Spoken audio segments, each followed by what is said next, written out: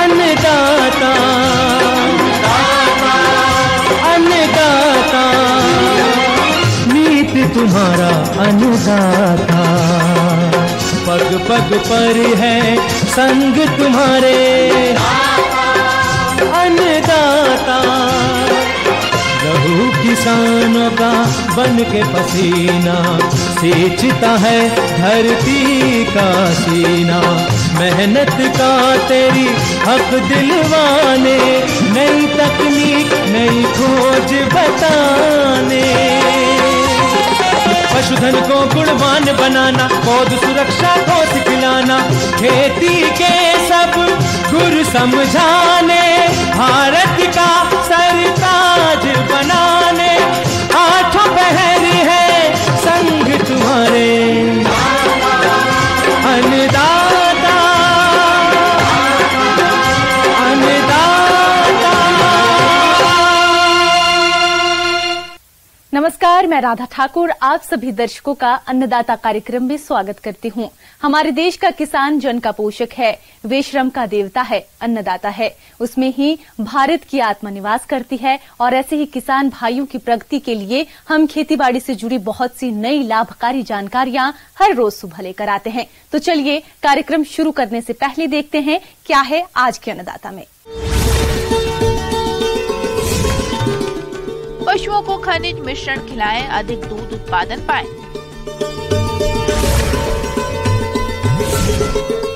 गेंदा की फसल में लगने वाले कीट रोगों की रोकथाम के उपाय।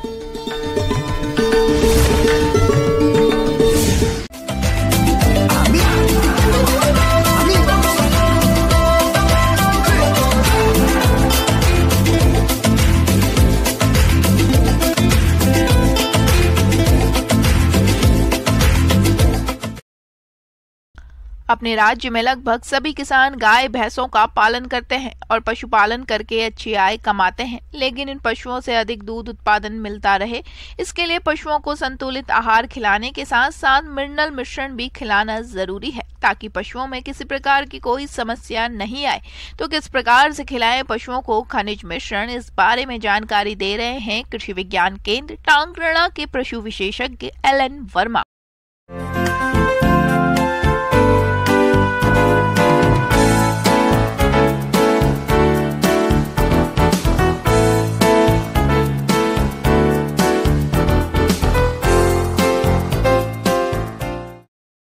पशुपालक भाइयों, दुधारू पशुओं में जो आहार का खर्चा आता है वो 70% से भी ज़्यादा आता है।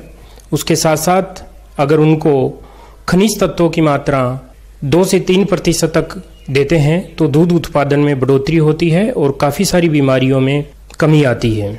खनिज तत्वों की पूर्ति खनिज पूरक के रूप में नहीं की जाती है तो इन खनिज तत्वों की कमी पशु की उर्वरता बिगाड़ देती है, जिससे प्रजनन क्षमता प्रभावित होती है, दूध उत्पादन कम होता है। किसान भाइयों, पशुपालक अपने पशुओं को संतुलित आहार तो खिलाते ही हैं, लेकिन इनके आहार में मिनरल मिश्रण पर कोई विशेष ध्यान नहीं देते। ऐसे में पशुओं में जाने अनजाने में कई तरह की समस्याएं उत्पन्न हो जाती हैं। तो पशुओं में आने वाली समस्याओं को देखते हुए जरूरी हो जाता है कि आप पशु आहार में मिनरल मिश्रण का समावेश करें ताकि होने वाली हानि से बचा जा सके। पशु शरीर में भार के अनुसार 3 से 4% तक खनिज तत्व पाए जाते हैं। खनिज तत्व हड्डियों तथा दांतों के मुख्य अवयव के रूप में कंकाल को मजबूती प्रदान करते हैं। ये शरीर में कहीं कार्बनिक, यौगिक, प्रोटीन और वसा के अवयव होते हैं। एंजाइमों की क्रियाशीलता में महत्वपूर्ण भूमिका निभाते हैं। पशुपालक भाइयों, कैल्शियम और खनिज तत्वों की कमी की वजह से पशुओं में हड्डियों का विकास कम होता है और ये हड्डियों और दांतों का मुख्य हिस्सा होते हैं। पशु शरीर में इसकी कमी होने से बच्चेदानी का संकुचन कम होता है, जिससे कि बच्चा पैदा होते समय परेशानी होती है। भोजन में कैल्शियम की कम मात्रा होने से बछड़ों की बढ़वार और विकास धीमा होता है। गाभिन पशु में कैल्शियम की आवश्यकता भ्रूण पशु के विकास के कारण और बढ़ जाती है। पशु के बच्चा देने के बाद रक्त से काफ़ी मात्रा में कैल्शियम दूध के द्वारा निकल जाता है, खीस में निकल जाता है। रक्त में कैल्शियम की कमी होने पर गाय भैंस कमज़ोर हो जाती है, उसमें उठने की शक्ति नहीं रहती है और दुग्ध ज्वर की बीमारी हो जाती है। ये कैल्शियम की कमी की वजह से होती हैं। ज़्यादातर यह रोग बच्चा देने के 72 घंटे के भीतर होता है। मिल्क फीवर रोग में पशु खड़ा नहीं हो पाता है, वो एक जगह पीछे की तरफ मुंह करके बैठ जाता है। ये समस्या अधिक दूध देने वाले पशुओं में आती है, इसलिए पशुपालकों को ध्यान रखना चाहिए कि आप पशु आहार में कैल्शियम की पूर्ति करते रहें। फास्फोरस भी हड्डी का एक मुख्य हिस्सा होता है, साथ साथ शरीर की उपापचय क्रियाओं में योगदान देता है। इसकी कमी से ऊर्जा के उपयोग में कमी हो जाती है, पशु की प्रजनन क्षमता घट जाती है, परिपक्वता देर से आती है और जिससे कि पाइका नामक बीमारी होती है, जिससे पशु कपड़े, हड्डी, जूते, बाल, प्लास्टिक की थैलियाँ आदि खाने लग जाती है और पशु बिल्कुल कमजोर और दूध उत्पादन कम हो जाता है। सोडियम और क्लोरीन की पूर्ति साधारण नमक देकर पशु को की जा सकती है। आयोडीन की कमी की वजह से पशु में गलगंड नामक रोग हो जाता है और थायराइड ग्रंथि की अति वृद्धि हो जाती है। पशुपालक भाइयों, एक 400 किलोग्राम की गाय और भैंस है जो उसके लिए शरीर के रखरखाव के लिए प्रतिदिन 18 ग्राम कैल्शियम की आवश्यकता होती है, 14 ग्राम फास्फोरस की आवश्यकता होती है और 8 से 10 ग्राम नमक की आवश्यकता होती है। और प्रति किलो दूध उत्पादन के लिए 2.8 ग्राम कैल्शियम की आवश्यकता होती है, 2 ग्राम फास्फोरस की आवश्यकता होती है और 1.5 से 2 ग्राम नमक की आवश्यकता होती है। जैसे 5 लीटर दूध देने वाली गाय और भैंस के लिए 32 ग्राम खनिज लवण की आवश्यकता होती है और 24 ग्राम फास्फोरस की आवश्यकता होती है और 15 से 18 ग्राम नमक की आवश्यकता होती है। ये दूध उत्पादन के लिए होती है। पशुपालक भाइयों, आप अपने पशुओं को इन विभिन्न खनिज तत्वों को पशु आहार में मिलाकर खिलाएं। ये खनिज तत्व आसानी से मिल जाते हैं और इन खनिज मिश्रण को पशुओं को खिलाकर पशुओं में होने वाली इनकी कमी को तो दूर कर ही सकते हैं, साथ ही इनकी पूर्ति करके आप अधिक दूध उत्पादन भी ले सकते हैं। पशुपालक भाइयों, खनिज लवण आसानी से बाजार में भी उपलब्ध होता है, जिससे कि दूध उत्पादन में बढ़ोतरी होगी, भांजपन में सुधार होगा। अगर पशु में साइलेंट हीट है तो भी उसमें सुधार होगा और पशु गर्भित हो जाएगा। तो इस प्रकार से आप प्रति पशु 50 से 60 ग्राम रोजाना का खनिज लवण देकर दूध उत्पादन बढ़ा सकते हैं। दूध उत्पादन में भी कम से कम 1 लीटर से लेकर 1.5 लीटर तक दूध उत्पादन में बढ़ोतरी होती है। और आप छोटे बछड़ों में 3 महीने से 6 महीने या 6 महीने से 12 महीने के बछड़े बछड़ियों को भी आप नमक और खनिज लवण की 15 से 20 ग्राम की मात्रा देंगे तो जल्दी पशु गर्भित होगा और जो बच्चा पैदा होगा वो भी स्वस्थ पैदा होगा। पशुपालक भाइयों, आहार में आप घर पर भी बांट बना सकते हैं, तो बांट में भी आप 2 से 2.5% तक खनिज लवण मिक्स कर सकते हैं और 1% तक नमक मिक्स कर सकते हैं। अगर आप 100 किलोग्राम बांट बनाते हैं तो 2 किलोग्राम मिनरल मिक्सर उसमें पहले ही ऐड कर दे और 1 किलोग्राम आप नमक ऐड कर दे। तो इस प्रकार से अगर आप अपने पशुहार में नमक और खनिज लवण मिलाकर आप देंगे तो निश्चित रूप से आप अपने पशु का दूध उत्पादन बढ़ाएंगे। प्रतिवर्ष आपको एक बछड़ा बछड़ी प्राप्त होगी, बांझपन की समस्या से निजात पाएंगे और दूध उत्पादन में बढ़ोतरी होगी। किसान भाइयों, अब लेते हैं एक छोटा सा ब्रेक।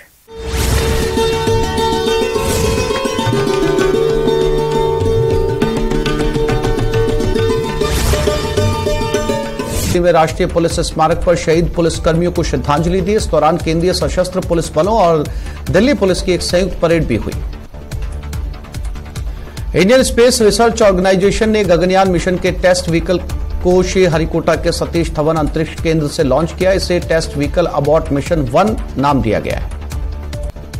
ग्रेटर नोएडा से बड़ी खबर सामने आई। यमुना एक्सप्रेसवे पर बड़ा हादसा हुआ। इस हादसे में 5 लोगों की दर्दनाक मौत हो गई। एक्सप्रेसवे 0 पॉइंट से 25 किलोमीटर दूर यह हादसा हुआ।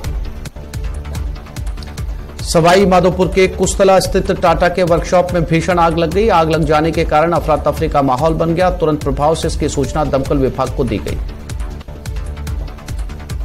सवाई माधोपुर में नवरात्र के दौरान कार्यक्रमों की धूम मची हुई है। इसके चलते रात्रि को सवाई माधोपुर के बाल मंदिर कॉलोनी में गरबा कार्यक्रम आयोजित किया गया, जहां बड़े पैमाने पर रंग बिरंगे परिधानों में सजी महिलाओं ने जमकर डांडिया किया। अलवर के लक्ष्मणगढ़ थाना पुलिस ने आगामी विधानसभा चुनाव के मद्देनजर नाके लगाकर वाहनों की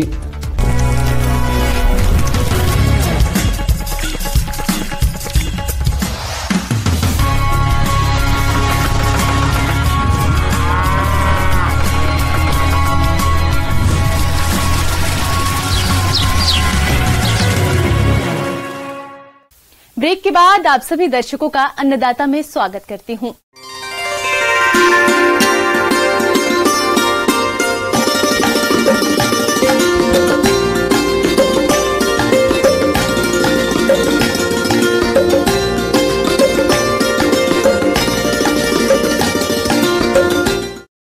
प्रदेश के जिन किसान भाइयों ने गेंदा की खेती की है, उनकी फसल में इस समय कुछ कीटों और रोगों का प्रकोप दिखाई दे रहा है। यदि किसान भाई इसका समय रहते नियंत्रण नहीं करेंगे तो फसल नष्ट हो जाएगी। इसलिए किसान भाई गेंदा की फसल में लगने वाले रोग कीटों को कैसे पहचाने और इनके नियंत्रण के लिए कौन कौन से उपायों को अपनाएं, इस बारे में जानकारी दे रहे हैं विषय विशेषज्ञ डॉक्टर JC गुप्ता।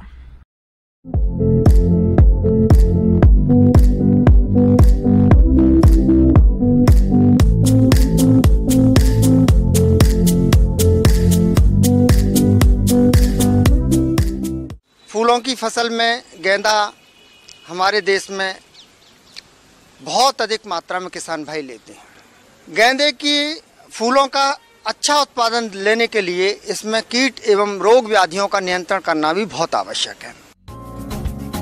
गेंदे के फूल और पत्तियों में कई तरह के औषधीय गुण पाए जाते हैं, इसलिए गेंदे के पौधों में रोग और कीटों का प्रकोप अन्य फूलों की तुलना में कम होता है। लेकिन फिर भी कुछ ऐसे रोग और कीट हैं जिससे गेंदे के पौधे प्रभावित हो जाते हैं। तो सबसे पहले बात करते हैं गेंदे की फसल को नुकसान पहुंचाने वाले कीटों के नियंत्रण के बारे में। किसान भाइयों, जो माऊ है, थ्रिप्स है, एफिड जैसिड है, ये रस चूसक कीट हैं। ये रस चूस करके हमारे गेंदे की फसल को नुकसान पहुंचाते हैं और जो पत्तियां हैं, जो टहनियां हैं या कोमल भाग हैं, वहां पर ये प्रकोप करके रस चूसते हैं। पौधे छोटे हो जाते हैं, पीले पड़ने लगते हैं, फूल छोटे होते हैं, ज़्यादा पौधा बढ़ नहीं पाता है, फसल को बहुत अधिक नुकसान होता है। ऐसे अगर कीट दिखाई दे रहे हैं तो किसान भाइयों इसमें डाईमेथोएट दवा 750 मिलीलीटर दवा 500 लीटर पानी के हिसाब से घोल बना करके छिड़काव करें। इसके अलावा अगर लाल मकड़ी आ रही है, ये मकड़ी छोटी छोटी मकड़ी होती हैं और जो पौधे हैं, कोमल भाग हैं, फूल निकल रहा है या पत्ती कोमल निकल रही हैं या कोपल आ रही हैं, वहाँ नुकसान पहुँचाती है। ये जो मकड़ियाँ जाला बना लेती है, छोटी छोटी मकड़ियाँ कभी कभी तो काफ़ी संख्या में पौधे के ऊपर प्रकोपित होती हैं और पौधे को नष्ट कर देती हैं। हमारे जो पौधे हैं उनकी जो प्रकाश संश्लेषण की क्रिया है वो कम हो जाती है, पौधे छोटे हो जाते हैं, पीले हो जाते हैं, जिसके कारण जो फूल की साइज है या फूल का आकार है वो छोटा रह जाता है, फूल कम लगते हैं, हमें उतना उत्पादन प्राप्त नहीं होता है। किसान भाइयों, अगर इस तरह का कीट आ रहा है तो ओमाइट करके एक दवा आती है, ओमाइट नाम की दवा। यह दवा 1 मिलीलीटर दवा प्रति लीटर पानी के हिसाब से घोल बना करके छिड़काव करेंगे तो ये जो लाल मकड़ी है, इससे आपकी जो फसल सुरक्षित हो जाएगी और आपको अधिक से अधिक उत्पादन प्राप्त होगा। इसी प्रकार गेंदे की जो फसल है उसमें एक इल्ली आती है जो फूल लगने के पहले फूल वाला भाग है वहाँ पर नुकसान पहुँचाती है, उसको खाती है और खाने के बाद में आगे बढ़ जाती है। जब फूल खिलते हैं, उनकी कलियाँ निकलती हैं, उनको भी ये खाती है। इस तरह से खा करके नुकसान पहुँचाती है। अगर इस तरह की जो इल्ली आ रही है और आपकी गेंदे की फसल को नुकसान पहुँचा रही है तो इसमें ट्राइजोफॉस दवा 750 मिलीलीटर दवा 500 लीटर पानी में घोल बना करके छिड़काव करें तो आपकी जो है गेंदे की जो फसल है इन कीटों से सुरक्षित हो जाएगी और आपको अधिक से अधिक उत्पादन प्राप्त होगा। किसान भाइयों, गेंदा की फसल को रोगों के प्रकोप से अधिक नुकसान होता है। इसकी वजह से फसल खराब हो जाती है। फूलों के उत्पादन में भारी गिरावट से किसानों को आर्थिक हानि का सामना करना पड़ता है। तो आपके सामने इस तरह की समस्या नहीं आए, इसके लिए आप रोगों की पहचान करके नियंत्रण करें। इसमें प्रमुख रूप से एक रोग आता है जिसे हम कहते हैं पत्ती धब्बा रोग। पत्ती धब्बा रोग, इसमें गोल गोल धब्बे, भूरे रंग के, गहरे भूरे रंग के धब्बे पत्तियों पर बनते हैं और धीरे धीरे ये धब्बे आगे बढ़ते जाते हैं, पूरे पौधे पर दिखाई देने लगते हैं और गेंदे की फसल को काफ़ी नुकसान होता है। ये फफूंद जनित रोग गेंदे में कई बार देखने को मिलता है। किसान भाइयों, अगर इस प्रकार का रोग दिखाई दे रहा है तो मैनकोजेब दवा 3 ग्राम दवा प्रति लीटर पानी के हिसाब से घोल बना करके छिड़काव करें। इसके अलावा किसान भाइयों, भभूतिया रोग यानी चूर्णिल आश्रिता नाम के रोग की आशंका हो जाती है और कभी कभी यह रोग आ भी जाता है। तो गेंदे में अगर चूर्णिल आश्रिता नाम का रोग आ रहा है, इसके लक्षण पूरे पौधे पर दिखाई देते हैं। धीरे धीरे पत्तियों पर छोटे छोटे सफ़ेद धूल जैसे सफ़ेद रंग के या पाउडर जैसे या चूने के जैसे आकार के लक्षण दिखाई देते हैं। धीरे धीरे आगे बढ़ते हैं और पूरी पत्ती को कवर कर लेते हैं और टहनियों पर या तने पर भी चले जाते हैं और पूरे पौधे को रोगग्रस्त कर देते हैं। पूरा पौधा दूर से सफ़ेद दिखाई देने लगता है। घुलनशील गंधक ले लें। यह दवा 3 से 4 ग्राम दवा प्रति लीटर पानी के हिसाब से घोल बना करके 10-10 दिन के अंतराल से छिड़काव करेंगे तो ये जो चूर्णिल आश्रिता नाम का रोग है, इससे आपकी फसल बच जाएगी और आपको अधिक से अधिक उत्पादन प्राप्त होगा। आगे और भी है खेतीबाड़ी से जुड़ी हुई बहुत सी रोचक जानकारियां। यहां रुकेंगे एक छोटे से ब्रेक के लिए।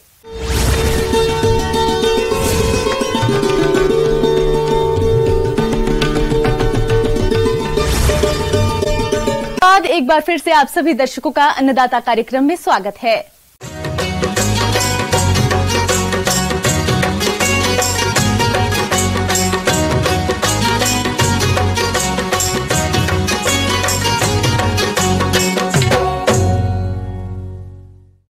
हमारे जिन किसान भाइयों ने कद्दू वर्गीय सब्जियों की फसल लगाई है, उनमें इस समय कीटों का प्रकोप देखने में आ रहा है, जिनकी वजह से फसलें खराब हो रही हैं। इसलिए आप इन कीटों की पहचान करके नियंत्रण किस तरह से करें जिससे आपको अधिक उत्पादन मिल सके, इस बारे में जानकारी दे रहे हैं विषय विशेषज्ञ डॉक्टर अशोक यादव।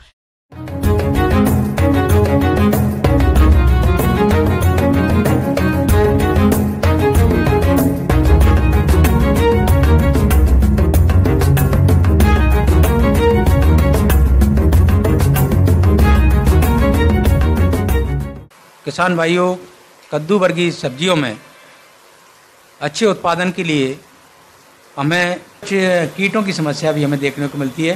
जैसे कीटों में जो मुख्य जो कीट है उसमें जैसे रस चूसक कीटों में खासकर जैसे माऊ है, ये जो है कई बार देखने को मिलता है। फसल में कई तरह के रस चूसक कीटों का प्रकोप होता है। ये कीट फसल की पत्तियों, शाखाओं और फलों का रस चूसकर नुकसान पहुंचाते हैं। इसका सीधा प्रभाव फसलोत्पादन पर पड़ता है। तो इन रस चूसक कीटों के जैविक नियंत्रण के लिए फसल में प्रति एकड़ 8 से 10 नीले और पीले चिपचिपे ट्रैप लगाएं। साथ ही 5 मिलीलीटर नीम तेल को 1 लीटर पानी में घोलकर फसल पर छिड़काव करें। यदि रस चूसक कीटों का प्रकोप क्षति स्तर से अधिक है तो आप इनकी रोकथाम के लिए इमिडाक्लोरोपिड 1 मिलीलीटर दवा को 3 लीटर पानी के हिसाब से घोल बनाकर 15 दिन के अंतराल पर छिड़काव करते रहें। इसके अलावा आपने देखा होगा कि जो है कद्दू वर्गीय सब्जियों में एक जो है लाल कीड़ा जो है बहुत जो है देखने को मिलता है और ये फूल को काफ़ी नुकसान पहुंचाता है। तो इसका जो प्रबंधन है, कई बार जो है हम फसल पे ऊपर जहाँ लाल कीड़ा दिखता है वहाँ पर हम करने का प्रयास करते हैं, लेकिन जो अगर हमें उसके वास्तविक जो है स्वरूप का मालूम नहीं है, उसकी जो नेचर ऑफ डैमेज अगर हम नहीं मालूम है, तब तक हम उसको कंट्रोल नहीं कर सकते हैं। तो लाल कीड़ा जो होता है उसकी जो मादा होती है, जहाँ हमारे जो पौधा हमने लगाया हुआ है, जहाँ बीज लगाया हुआ है, जहाँ पर जड़ें हैं, उसके पास में मिट्टी में उसकी मादा जो है वहाँ पर अंडे देती है और वहाँ से जो है वो अंडों से धीरे धीरे उससे जो निम्फ हैं वो बाहर आते जाते हैं और बेल पर चढ़कर जो है आगे फूलों को जो नुकसान पहुँचाते हैं, फसल को नुकसान पहुँचाते हैं। और हम प्रयास करते हैं ऊपर जाकर उसको कंट्रोल करने का। तो ऊपर जितने संपर्क में आते हैं वो उससे जो है नष्ट हो जाते हैं, लेकिन जो नीचे जो उसकी जो तादाद है, वो जो नीचे से जो अंडे से जो निकलने वाले जो कीट हैं वो निरंतर निकलते रहते हैं। तो हमें मुख्य जो प्रबंधन करना है वो हमें नीचे करना है, जहाँ हमारी जो फसल जहाँ लगी हुई है, जहाँ पर जो हमारी बेल लगी हुई है, जड़ों के पास हम जो है हम वहाँ पर ड्रेंचिंग करें। खासकर क्लोरोपाइरीफास 20 EC आता है, उसको हम अगर वहाँ जड़ों के पास में उससे अगर ड्रेंचिंग कर देते हैं तो क्या होता है कि उसमें जो अंडे अवस्था में और जो निम्फ जो निकल रहे हैं वो वहाँ पर ही जो नष्ट हो जाते हैं और लाल कीड़े का बहुत अच्छे से उससे प्रबंधन हो सकता है। किसान भाइयों, फसल में फ्रूट बोरर की समस्या फल मक्खी कीट के कारण होती है।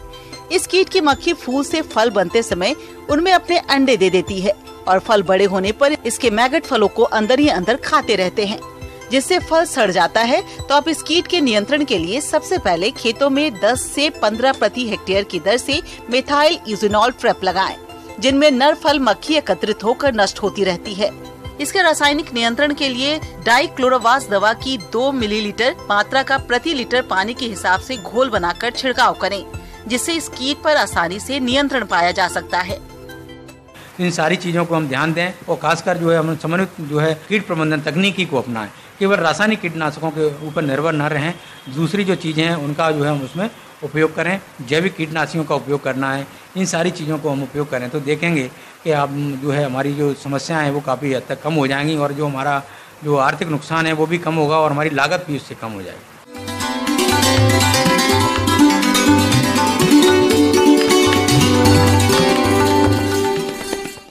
आइए जानते हैं अन्नदाता निशुल्क फोन के माध्यम से पूछे गए समस्याओं का समाधान। आज की अन्नदाता हेल्पलाइन में हमने जिस प्रश्न को शामिल किया है उसे पूछा है ग्राम गोकुलपुरा जिला कोटा के प्रभात सिंह ने। आपने सजावटी पौधे तैयार करने के बारे में जानकारी चाहिए है तो इसके लिए देखिए कार्यक्रम का यह अंश। तो हम बात करें व्यवसाय की तो नर्सरी को हम जैसे पौधे तैयार करके बेचने के लिए जो एक स्थान पे पौधे तैयार करके बेचते हैं उसको नर्सरी बोलते हैं। तो इसके अंदर हम डिफरेंट टाइप्स के जो हैं फल हैं, फूल हैं, सब्जियां हैं, इनके भी हम सीडलिंग को मार्केट में बेच सकते हैं डायरेक्ट सीडलिंग तैयार करके।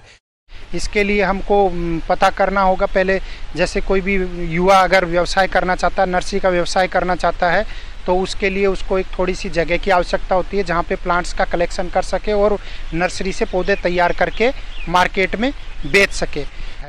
आज खेती से जुड़े कई कार्य हैं जिन्हें करके अच्छी आमदनी किसान ले रहे हैं, लेकिन किसी भी कार्य को करने से पहले उसकी सही प्लानिंग जरूरी होती है।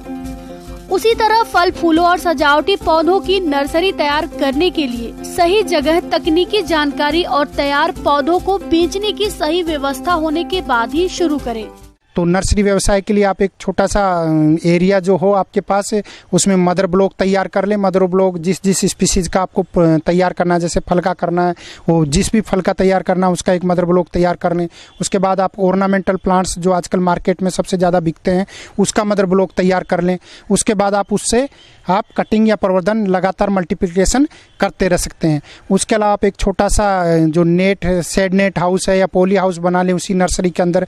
जो पौधे ज़्यादा धूप सहन नहीं कर सकते उनको उसके अंदर उगा सकते हैं और जो डायरेक्ट धूप में उगा सकते हैं उनको आप डायरेक्ट नर्सरी बनाकर या ट्रेंच बनाकर उनको तैयार कर सकते हैं।